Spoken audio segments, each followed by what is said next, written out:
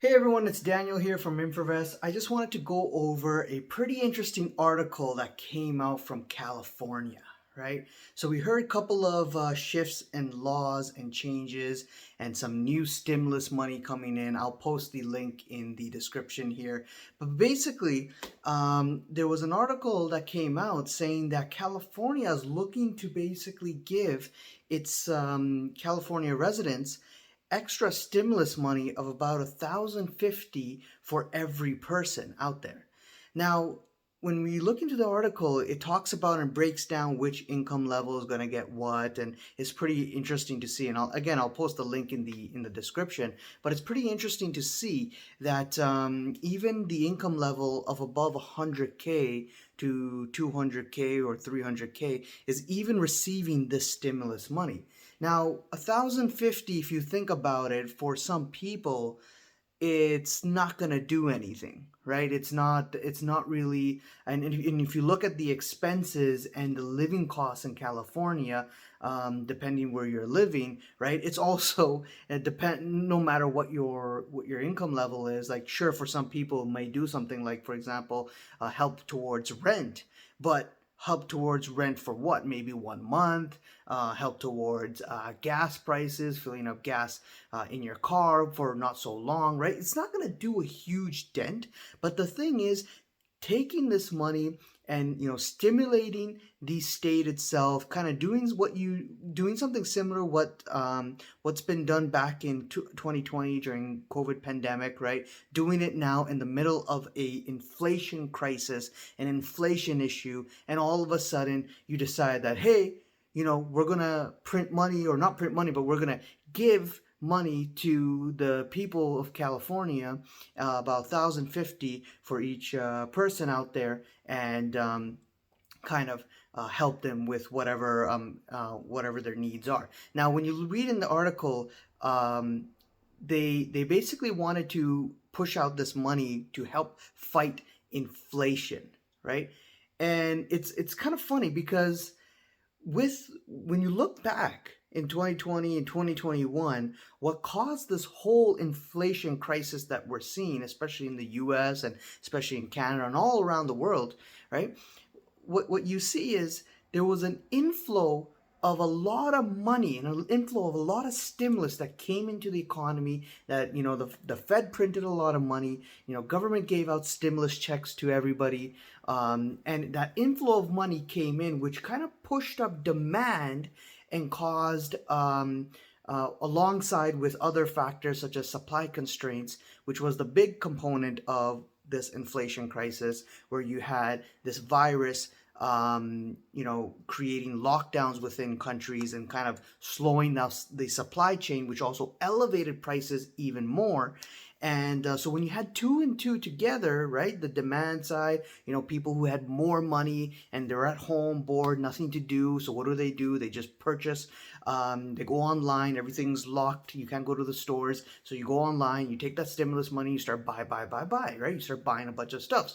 And also same thing. So a lot of people took stimulus money and threw it into the crypto markets and threw it into Dogecoin, Bitcoin, etc., etc. All these small coins, Shiba Inu, throwing it into GameStop, AMC, and all of this. And now look at it, right? You're seeing all the market kind of reverse its whole move, and you see all these cryptos and the stocks kind of reverse its move after this huge inflow of demand and cash that went into the assets and went into the system, and so on. So, you know, that that was one of the many reasons that created this high inflation, high prices. Now, when you look at California thinking that they want to try to solve inflation issues, they're not going to solve inflation issues by giving people more money. It's going to create a worse off situation. And also, there was another article, and I'll try to find that article and put that in the description here as well, where basically, California saying they made a new rule that anyone who's been evicted from their house, right, or from their apartment or wherever, the landlords now have to pay 1 month's rent to the tenant to make up for the traveling cost, or make up for the cost that they might have lost, especially because of them trying to find a place to live, or whatnot. So that is also creating a kind of weird situation where landlords have to give this money to the people who are renting and have been evicted, and then them getting this money, is also another form of some sort of stimulus coming in as well. So California seeing, these new rules and odd situations which they think is going to solve inflation, but it's not. It's just going to create more problems, right? More money out there. And I think this is all political. This is all politics.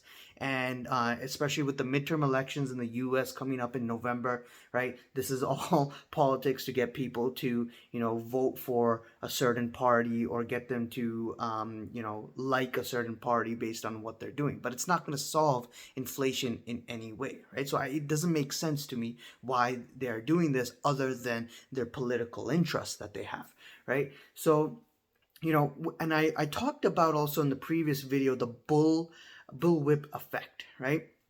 Where you saw huge demand come in, and basically there was all this inventory that retailers had, and sorry, not let me go back again. There was a big amount of money that came in, the stimulus that came in, and demand that came in from consumers, which basically depleted the inventory levels. And then you had the retailers go out and they say, okay, let me go out and order more goods than we usually do. All right, go out to the manufacturers, to the suppliers, and everyone in the supply chain started ordering and producing more. Now that everyone's got increase in inventory and people are not buying, right? Now you can expect prices to come down.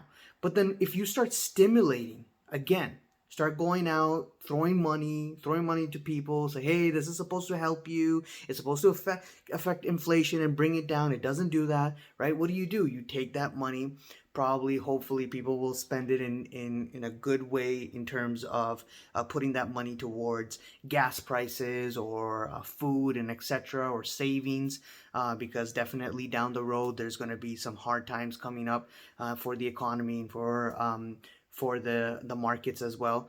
And if you get that inflow of people coming in, driving up, cleaning up that inventory, right? Now, I understand this is just California in specific, but if you have them coming up and buying and purchasing those nonsense goods, right? And then it would then put the retailers back in that situation where then again you have the inventory levels coming down lower. And if for whatever reason we start pumping more money into the economy or into the system, if whatever a recession comes in soon, and things start breaking in, and you get that rate cuts and more money being pumped in, again, you're going to get the same effect where consumers might take that money and start spending again on certain items, and then you'll get the effect where there's not much inventory left, because they've already had so much inventory sitting there and it's not going off their shelf. So if they have inventory that is sitting there, it's not getting off their shelf, they're not going to be ordering more. And then if all that inventory gets off the shelf, then all of a sudden they're going to have a situation where they have an inventory shortage, which eventually is going to bring prices back up again, right? So it's a never ending kind of circle that just keeps making the prices and inflation issue even worse. Maybe we could see prices come down in the next couple months, and then maybe pick back up closer to December, as that inventory issue starts to first kind of deplete, right? First you have a lot of it, then it starts to deplete, and then you don't have these these retailers or these shops going out and picking more of inventory orders in, because people are not buying. And then if that happens, right, also a potential chance of maybe some businesses going bankrupt, some default rates, corporate default rates increasing, especially if yields continue to move up and rates continue to move up, right? So you have less businesses supplying goods and services, and that's eventually going to create competition between few among people who can handle the weather during the recession, and also gives them a little bit power and pricing when it comes to increasing the prices, especially if there's certain goods that tend to be depleted, and certain goods that don't have, that are not on the shelf and that are in massive demand, right? So you can probably see that cycle come back again in December. So we're not out of the woods. This California stimulus bill, or the stimulus money that's coming in, is not making things better. It actually makes it worse in terms of prices and inflation. And things in the next couple of months, we'll see how things go. But especially if rates continue to pick up from 1.75% to, let's say, 3% by September, definitely that's going to create a lot of pain for consumers to come.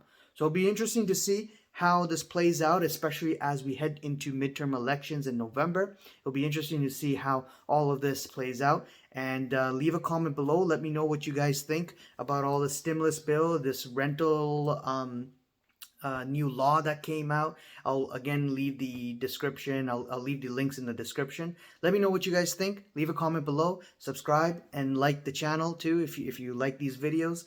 And hope to see you in the next video. Thanks. Goodbye.